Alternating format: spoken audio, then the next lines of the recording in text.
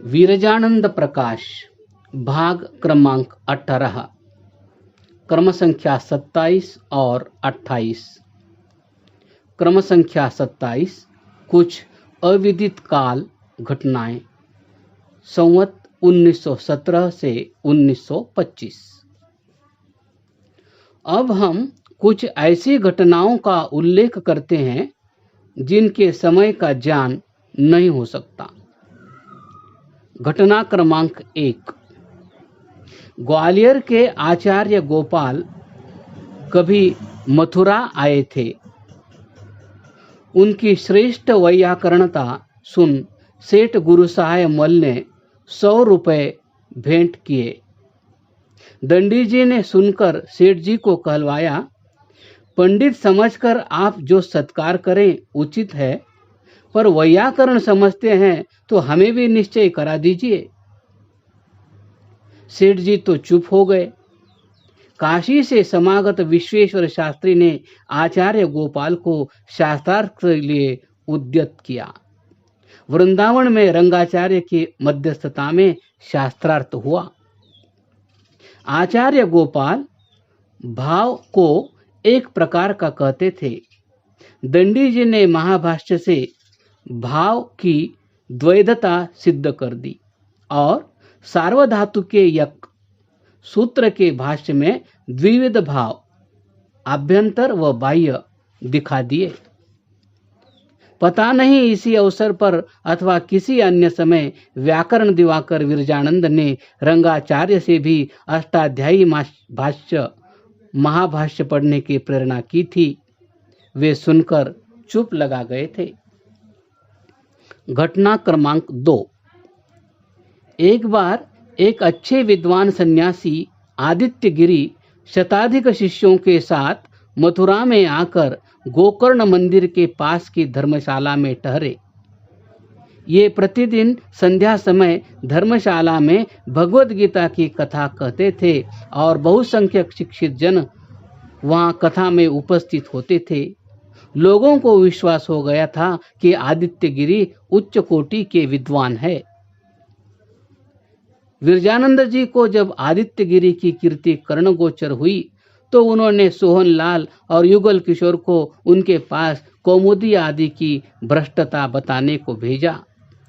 कथा समाप्ति पर दंडी शिष्य द्वयी उन्हें कौमुदी के अशुद्ध स्थल दिखाने लगे।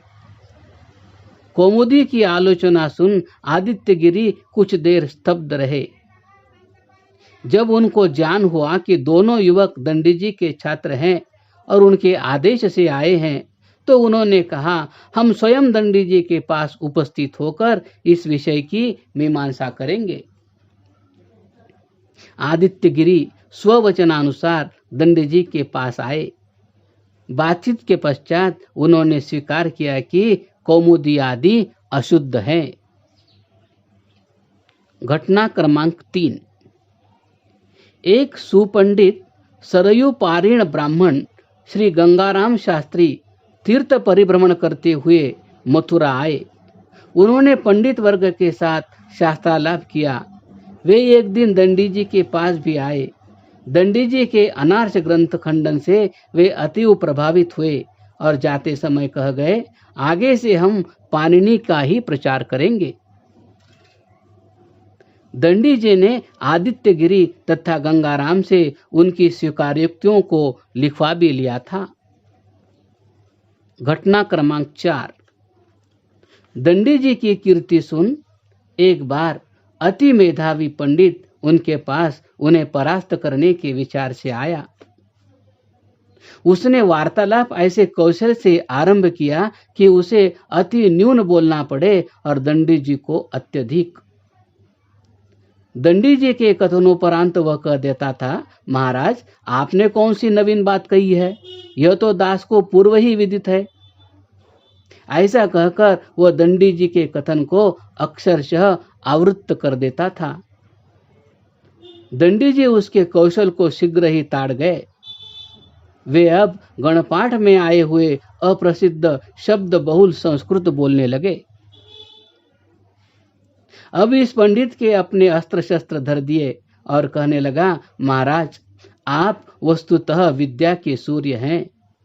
मैंने इस कौशल से बड़े विद्वानों को परास्त किया था, पर आपकी प्राचीन संस्कृत और वैदिक शब्दों का ज्ञान मुझको अब एक पग भी नहीं चलने देते। जिन शब्दों का मुझे संस्कार नहीं और जिनके अर्थ मैं नहीं समझ सकता, उन्हें मैं अपने स्मृति पटल पर कैसे धारण कर सकता हूँ। घटना क्रमांक 5। विरजानंद जी का दर्शनों पर भी असाधारण अधिकार था। एक बार धरणीधर नामक कोई उच्च नैयायिक मथुरा में पधारे। इन्होंने 14 वर्ष पर्यंत नवद्वीप में नव्य न्याय का अध्ययन किया। वे शास्त्रालाप की इच्छा से दंडी जी के विद्यागार में उपस्थित हुए। धरणीधर दंडी जी से थोड़ी ही देर आलाप कर सके। तदनंतर उन्होंने कहा, मैंने 14 वर्ष व्यर्थ ही नष्ट किए। नवद्वीप न जाकर आपसे पढ़ना अधिक लाभप्रद होता। एक बार दंडी जी कलेक्टर हार्डिंस के पास गए और उनसे कहा, आर्य ग्रंथों के प्रचार में सहायता करने के लिए आप गवर्नमेंट से अनुरोध कीजिए।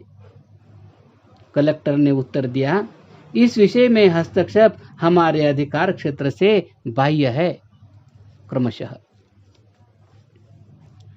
क्रम संख्या 28। दंडी जी की नित्यचर्या। पढ़ाने के समय से भिन्न विरजानंद जी की पाठशाला का द्वार बंद रहता था। कोई द्वार खटखटाता तो पूछते, तुम कौन हो, आने का क्या प्रयोजन है। दर्शन मात्र के लिए वे किसी को न आने देते थे। विरजानंद जी केवल विद्या में ही रमण करते थे। अन्य लौकिक प्रसंग वहां सर्वथा निषिद्ध थे। वे प्रातः काल से पूर्व ही अपने नित्य कर्म से निवृत्त हो जाते थे और दिन भर जब भी जो भी आकर पुस्तक लेकर बैठ जाता था उसे पढ़ाते रहते थे। कभी कभी रात के 8-9 बजे तक अध्यापन सत्र चलता रहता था। जो विद्यार्थी जितने समय पढ़ता था, विरजानंद जी अक्लांत चित्त और अम्लान वदन से उसे पढ़ाते रहते थे। वे थकना न जानते थे। उन्हें अध्यापन में भी कभी तृप्ति और विरक्ति न होती थी। विरजानंद शिष्य वर्ग के साथ बड़े स्नेहाबद्ध थे। शिष्यों के क्लेश और आवश्यकताओं का भी वे ध्यान रखते थे। यदि कोई छात्र अधिक रुग्ण हो जाता तो उसके घर उसे देखने भी चले जाते थे और देर तक वहां बैठते थे। उन्हें ध्यान रहता था कि उनके छात्रों में कोई निंदा का पात्र न हो और किसी के आचरण में कोई त्रुटि न हो। दंडी जी सदा यही चाहते थे कि उनके छात्र सर्वथा स्वच्छंद होकर सर्वत्र समादृत हो। वे अतीव समदर्शी थे। उच्च कोटि के स्वाभिमानी होते हुए भी वे छात्रों के घर जाने में हीनता का अनुभव न करते थे। छात्रों को अपने समान आसन पर बैठाते थे। छात्रों से अधिक ऊंची गद्दी पर बैठना पसंद न करते थे। वे परिहास में ऊंची गद्दी को गधी कहते थे और कहते थे, गधी पर बैठकर आर्ष ग्रंथ पढ़ाना शोभा नहीं देता। एक बार विचारते विचारते अर्धरात्रि को उन्हें किसी शंका का समाधान सूझा तो उसी समय पंडित उदय प्रकाश के घर पहुंचे और कहा, लिख लो फिर भूल न जावे। विरजानंद जी छात्रों के उच्चारण पर बहुत ध्यान देते थे। दयानंद के उच्चारण की कुछ त्रुटियां भी विरजानंद के पास पहुंचकर दूर हुई थी। विरजानंद के उच्चारण से ही अर्थ का बहुत कुछ बोध हो जाता था। वे टीकाओं के बहुत विरुद्ध थे। इनका कभी आश्रय नहीं करते थे। संस्कृत पाठशालाओं में प्रतिपदा को अनध्याय होता है। दंडी जी का मथुरा का अध्यापन काल भी आज से 114 वर्ष पूर्व प्रारंभ हुआ था, पर उस महारूढ़िवादी काल में भी वे वृथा रूढ़ियों से स्वतंत्र थे। वे प्रतिपदा को भी पढ़ाते थे। एक दिन वे पुरुषोत्तम चौबे को संथा दे रहे थे कि एक विद्वान आ गए। वे कहने लगे, आप प्रतिपदा के दिन भी पढ़ाते हैं? प्रतिपदा को तो पढ़ी विद्या नष्ट हो जाती है। देखो, वाल्मीकि रामायण में लिखा है कि हनुमान ने कहा था, उस समय माता सीता ऐसी शिथिल दिखाई देती थी जैसी कि प्रतिपदा के दिन पढ़ाई हुई विद्या। विरजानंद ने कहा, यह सर्वथा असंभव है। वाल्मीकि ऋषि ऐसी अयुक्त बात कभी नहीं लिख सकते। दंडी जी ने उसी समय पुरुषोत्तम चौबे से रामायण मंगवाई। उसमें लिखा था, सीता उस समय ऐसी शिथिल दिखाई देती थी जैसी अनभ्यस्त विद्या। अब दंडी जी के हर्ष का पारावार न रहा। वे कहने लगे, देखो, हमने कहा था ना कि ऋषिजन ऐसी अनर्गल बात कभी नहीं लिख सकते। विरजानंद शिष्य की योग्यता परख कर कभी कभी अष्टाध्यायी को प्रतिलोम क्रम अर्थात अंतिम सूत्र से प्रारंभ करके से भी पढ़ाते थे। छात्रों को पढ़ाते हुए यदा कदा दश दशा धर्म की आड़ में पाखंड आदि की भी पर्याप्त आलोचना हो जाती थी। वे कारणों का निर्देश करके निवारण का उपाय भी बताते थे। वे कभी कभी छात्रों से कहा करते थे, मैं इस समय जिस अग्नि को घुमाकर तुम्हारे हृदयों में अनुप्रविष्ट करा रहा हूं, समय पाकर वह प्रचंड प्रज्वलित अग्नि का रूप धारण करके भारत के मतांतरों को भस्मीभूत कर देगी। क्रमशः